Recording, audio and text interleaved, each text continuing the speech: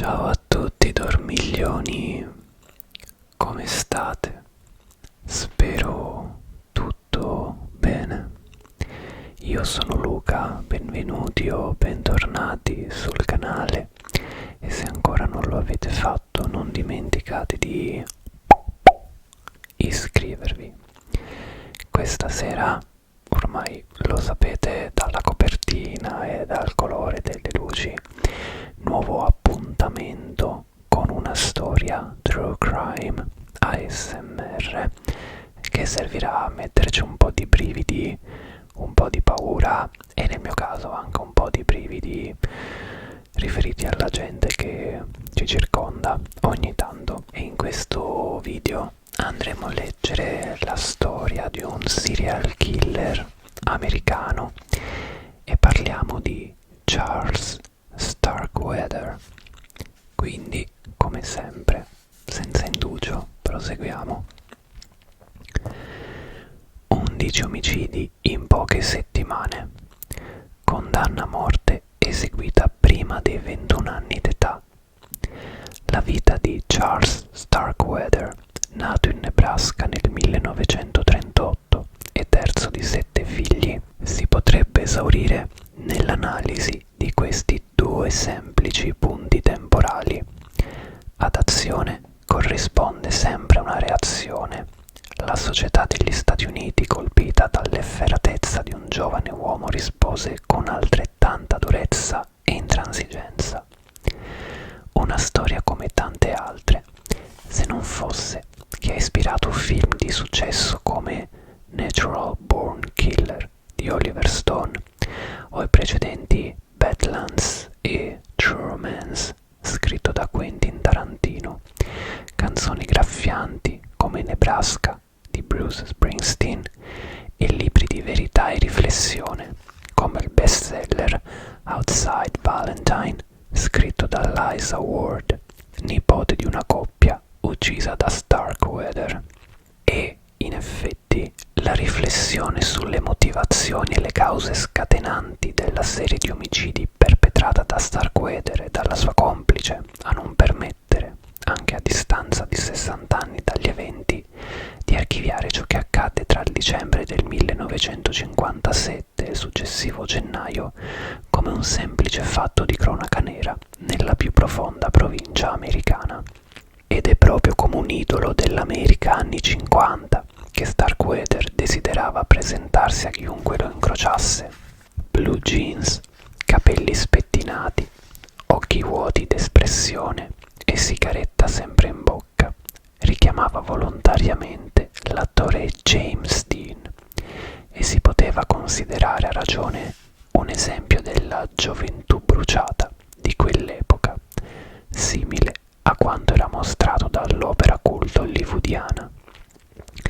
Infatti, Starkweather non era molto diverso da altri adolescenti cresciuti nell'agricolo e sonnolento stato del Nebraska. Studiò poco e con scarso profitto, anche a causa di una leggera balbuzie che lo rese lo zimbello degli altri compagni di scuola. Si avvicinò presto al lavoro, umile e mal retribuito, per proseguire poi in una vita scialba che lo avrebbe forse condotto all'alcolismo o a qualche altro tipo di dipendenza nei successivi tribolati anni 60. A modificare questo possibile futuro giunse però Carrie Lynn Fugate, 14 anni, una bellezza piuttosto ordinaria dal sorriso sincero. La giovane Fugate divenne il naturale complemento di Starkweather, l'innesco di quella scia di violenza, sesso e alienazione che li avrebbe resi tristemente famosi. La relazione tra i due è probabilmente il migliore esempio di come una coppia possa sviluppare impulsi omicidi patologici, sostenendo a vicenda le proprie individualità deviate. Fu a causa della passione provata per Carrie Lynn che Starkweather uccise la prima volta e successivamente divenne un omicida seriale. Il 1° dicembre 1957, in cerca di denaro, forse per poter potersi permettere un regalo alla fidanzata, Charlie, come era solitamente chiamato, prese la decisione di rapinare una stazione di servizio nelle vicinanze della cittadina di Lincoln. La rapina in sé filò liscia, in quanto gli procurò il denaro, $108 solamente, che spese in fretta prima del Natale dello stesso anno. Tuttavia, qualcosa dovette andare tremendamente storto quella sera, perché il giovane che si occupava della rivendita di carburante, il 21enne Robert Colbert, fu rapito, condotto in una zona isolata e successivamente ucciso con un colpo di pistola alla testa. Sebbene una volta arrestato nel 1958, Starkweather abbia affermato che quel primo omicidio lo avesse fatto sentir bene e avesse ridotto notevolmente i mal di testa derivanti da un colpo al capo ricevuto durante il suo lavoro in un'officina, non fu quel giorno che cominciò la sua carriera di omicida seriale. Le cattive abitudini del ragazzo non consistevano solamente nel rapinare e uccidere segretamente, ma anche nel girare spesso armato. Tale comportamento, mai interrotto neppure nelle visite alla casa di Carrie Lane, contrastava con qualunque principio di buona condotta che i genitori premurosi come i Fugate avrebbero desiderato vedere nel fidanzato della propria figlia. Fu per questo motivo che il patrigno di Carrie Lane le vietò espressamente di rivedere Starkweather. Come ogni adolescente che si rispetti, all'ordine perentorio seguì un altrettanto inevitabile rifiuto. I due continuarono a vedersi e rafforzarono la loro relazione, fino al punto in cui Charlie, il 21 gennaio 1958, armato di fucile, si presentò a casa Fugate per ricevere la benedizione che pensava dovesse spettare alla loro unione. Inutile dire che la posizione di rifiuto dei genitori di Carrie Lane fu irremovibile. Come ricompensa furono entrambi assassinati, la madre per prima. A questo punto, nella successiva fase processuale della ricostruzione degli eventi, i fatti divennero nebulosi in merito alla sorte della piccola Betty Jean, 2 anni di età, sorellastra di Carrie Lane. Non è chiaro se la sorella maggiore abbia in qualche modo partecipato all'omicidio dei genitori e poi, insieme al fidanzato, abbia deciso di eliminare anche la bambina, oppure Charlie glielo abbia comunicato a cose fatte. Unico elemento sicuro è che anche la piccola Betty Jean fu uccisa e sepolta insieme ai genitori, fuori casa. Da questo momento in avanti, il ruolo della 14enne, che per qualche tempo, durante la successiva fuga, fu considerata un ostaggio, divenne di piena complicità. Non fuggì, non diede l'allarme, né provò in alcun modo ad accusare Starkweather. Anzi, quando i parenti e la polizia si interessarono alla mancanza dei genitori e della sorella, sostenne la versione che tutti quanti erano affetti da una forte influenza. Appese addirittura un cartello riportante questa scusa sulla finestra di casa. L'improponibilità della giustificazione non fu ritenuta tale dalla polizia locale, così da permettere ai due di continuare a vivere in quella casa per altri 6 giorni, indisturbati. A partire dal 27 gennaio, l'impossibilità di sostenere più a lungo quella scusa puerile dovette essere chiara anche per Starkweather e la sua compagna. Fu così che, senza una meta precisa, fu presa la decisione di fuggire. Fu anche l'inizio di una scia di sangue e uccisioni che ai tempi apparve interminabile e di una delle più grandi cacce all'uomo. Nelle ricerche furono impegnati oltre 1200 tra agenti di polizia e uomini della Guardia Nazionale che la storia criminale statunitense ricordi. Altre 8 persone furono uccise da Starkweather con la sua complicità o con il consenso di Carrie Lane. Per le più svariate svariate ragioni, tutte futili. Reperire un'auto per la fuga, raccogliere i soldi per spostarsi verso lo stato del Wyoming, trovare un luogo sicuro in cui passare una notte con un tetto sopra la testa. Qualunque motivazione poteva essere valida per trovare la morte, nel caso si fosse incrociato il loro cammino. Potrà sembrare paradossale, ma fu proprio la giovane età degli assassini a spaventare maggiormente l'opinione pubblica del Nebraska e della nazione intera. In uno stato abituato a trattare con una gioventù linda e obbediente, la fama improvvisa e tragica di Starkweather e della Fugate fu una presa di coscienza immediata del malessere giovanile dilagante nel paese. La risposta a tale malessere, comunque, non fu un tentativo di comprensione e soluzione, bensì un completo rifiuto, terminato in un processo veloce e un'esecuzione senza tanti fronzoli.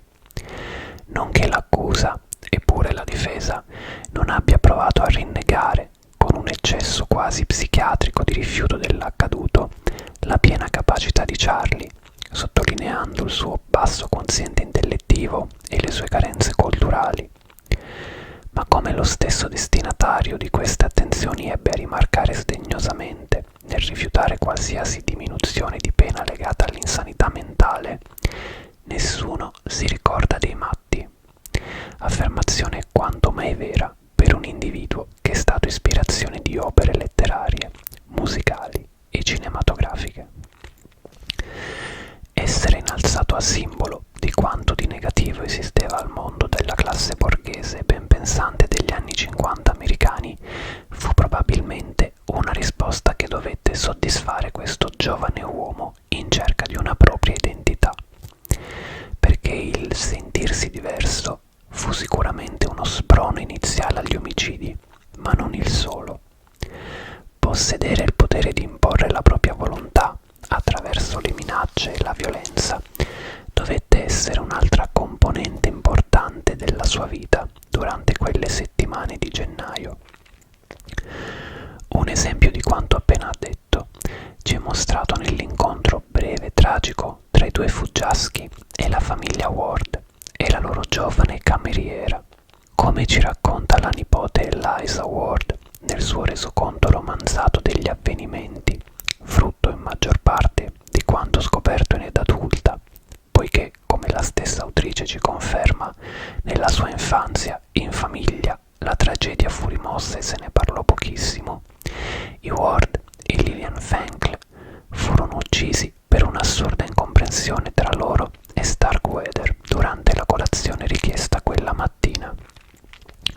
Sul luogo, in cucina, rimasero tracce della frenetica attività delle due donne per cambiare il piatto principale del pasto dai pancake ai waffle.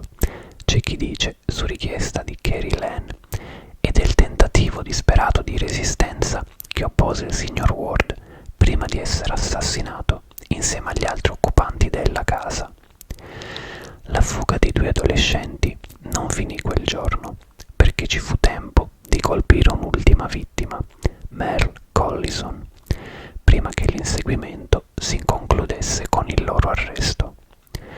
Non terminarono, né pare abbiano mai pensato a farlo, la loro cavalcata con una fine gloriosa alla Thelma e Louise, bensì preferirono la resa e il giudizio impietoso dei loro inseguitori. Si può affermare, con poche possibilità di smentita, che qualunque sentimento fosse esistito tra Charlie e Carrie Lane terminò, o almeno cambiò radicalmente, con l'arresto. Una volta separati, tanto nella reclusione quanto nel loro destino processuale, la ragazza tentò di distinguere la propria condotta da quella del compagno, di evidenziare come fosse stata trascinata nella fuga contro la sua volontà.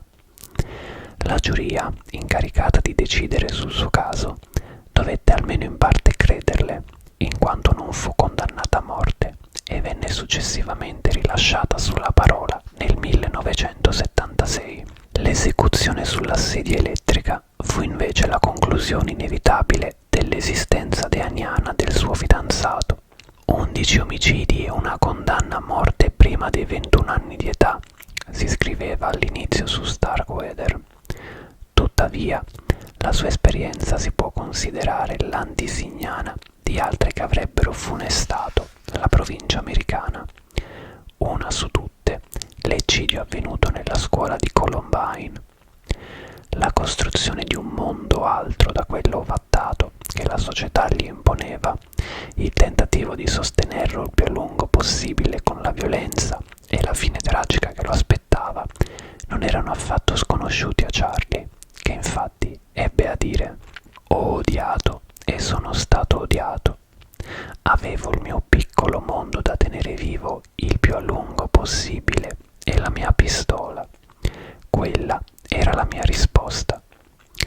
Due mondi a confronto, quindi, la società normale e la sua controparte alienata, l'ordine e la violenza, o, se vogliamo astrarre e semplificare, il bene contro il male secondo i canoni dell'uomo medio». Anche in questa storia true crime io non posso fare altro che rabbrividire a pensare alle persone che spesso magari anche inconsapevolmente ci circondano e che potrebbero essere in grado di fare veramente le cose peggiori. Pazzesco. Io vi ricordo che qui su trovate la playlist con gli altri video della serie True Crime ASMR finora usciti.